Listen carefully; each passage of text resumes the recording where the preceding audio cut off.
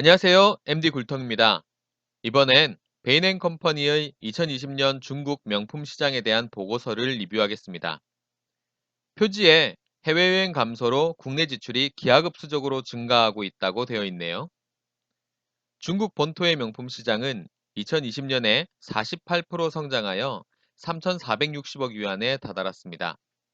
해외여행 감소로 인한 명품 소비는 35% 줄어들었지만 전 세계 명품 시장이 23% 감소하였기에 11% 수준이던 중국의 명품 시장 점유율을 2배로 늘렸다고 합니다.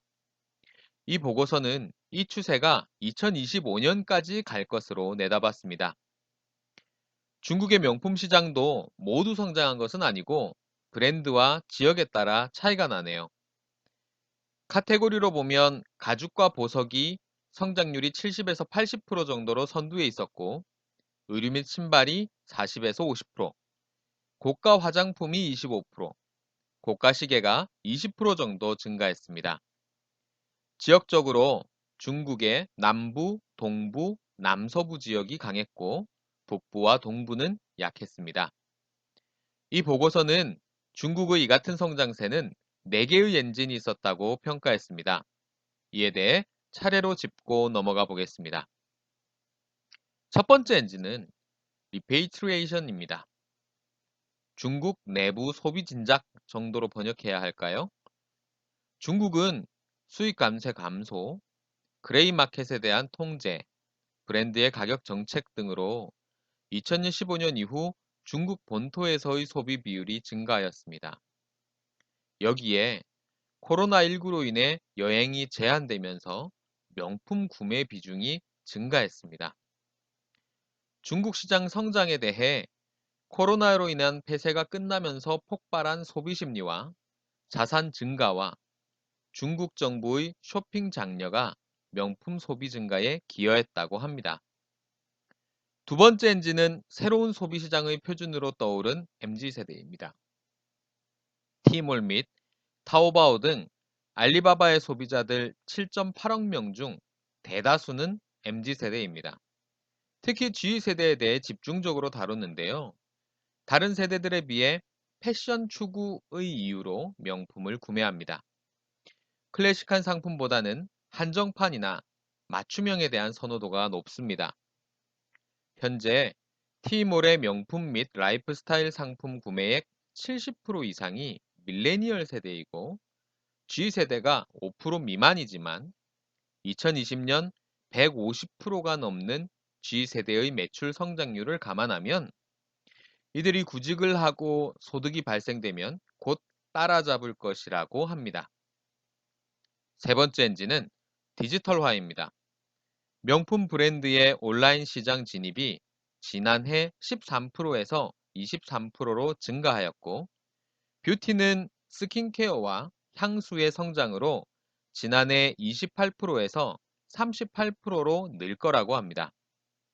그러나 명품 브랜드들은 단순히 매출을 올리는 수단보다는 고객과 직접 소통하고 브랜드 이미지를 구축하는 데 더 의미를 두어 온오프라인이 연계된 옴니 채널 전략에 더 초점을 둔다고 합니다. 고급 주얼리 전시, 패션쇼, 팝업 스토어 등 오프라인 연계 활동을 수행하고 있습니다. 네 번째 엔진은 하이난 면세 쇼핑입니다. 코로나19로 인한 여행 제한과 인당 면세 구매 금액 확대로 크게 성장했습니다.